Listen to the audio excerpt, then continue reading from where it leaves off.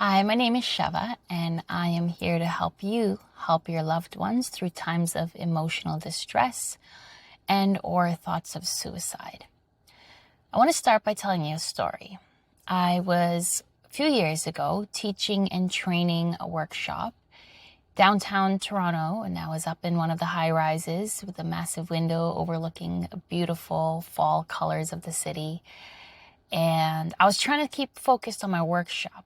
But there was a young man, maybe in his 40s, early 40s maybe, with a hood on, hood was up, and he was sitting at the front, pretty, manly looking guy. But he was being a little bit distractible, interacting with his peers a little more than necessary and being a bit fidgety, moving around a lot.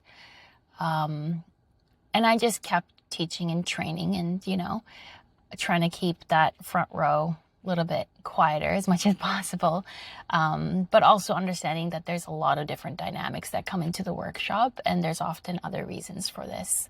So you just gotta take it with a pinch of salt. As long as it's not disruptive to the other people too much, then you try to push through and make sure that everybody gets what they're there for. Anyway, I finished this workshop without any more hiccups or things like that. And I'm at the front packing up things, everybody's left, and I hear somebody behind me. And so I turn around and I see the young man looking a bit troubled, and he's walking up to me. He's like, "Oh, hey, do you have a few minutes? Do you need to go?" And I said, No, I've got time. I always leave time after these workshops to linger a bit. And he said, "Oh, cool. And anyway, he starts talking and he says, "Listen, I just had this question because sometimes when I drive home, I'm driving through traffic and there's oncoming traffic in the other lane. And I just think to myself, like, what if I just swerved my vehicle and ran into that car? Is that normal?" So him and I sat down and we had about a 45 to an hour long conversation. And there were a lot of tears. And there was a lot of stuff that came up that was really below the surface, which explained why he perhaps was a bit more antsy during the workshop. It might have been hitting a little bit closer to home for him. And it turns out that this man had a really, really rough life, being abandoned at a very young age and not understanding things and why they played out a certain way. He became very strong mentally to push through some really tough times that were really challenging at a very young age. And so he became used to his whole life just pushing through, right? Pushing through, gritting his teeth and just pushing through, because he was now at a point where he had kids, he had a family, he had people who relied on him. And the reason why I bring up this story is because one of the questions I just pulled from my jar asked, at what point does pulling up your bootstraps just become unhealthy?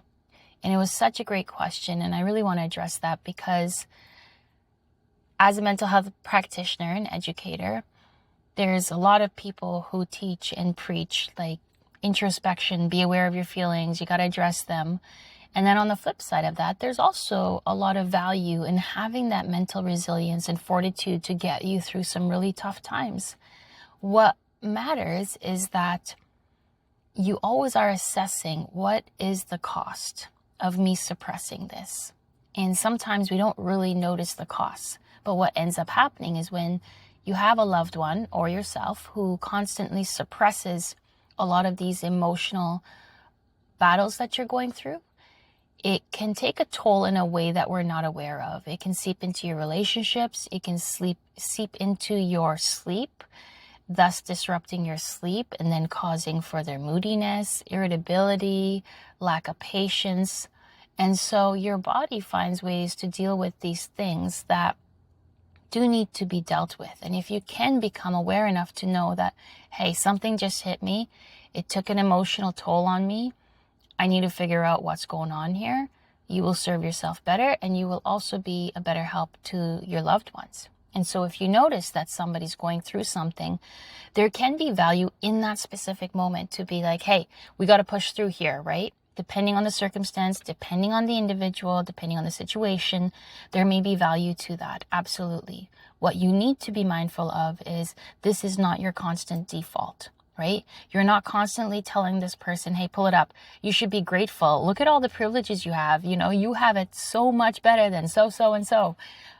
We can be quick to do that with really good intentions, but we really want to be mindful that this does not become our default. We do need to create space for this person to assess for themselves. Okay, I'm feeling a really big feeling. What is this about? Where is it coming from? Is it helpful? Is it harmful? What is the message my body is trying to give to me in this moment? Because very often that's what it is. Our emotions are reflecting some sort of inner turmoil that needs to be addressed, and we need to figure out what it's about and then how to express these emotions in a way that's healthy and that's adaptive and that can lean on the support of other people. And this becomes really hard as a helper because sometimes, because you're so close to this person, you're like, what do they have to complain about, right? They have everything. I've given them everything. And so it can be really easy to just be like, hey, suck it up. You know what? Everybody goes through this. You just got to push through. And that's where we need to do a self-check of, okay, you know, that might have worked for me at certain points in my life, but it doesn't mean it's going to work for somebody else. And the real way to help a person be seen, heard, and felt worthy is to see them for all that they are. And that includes their emotional burdens and their emotional stresses. Okay? All right, that's it for today.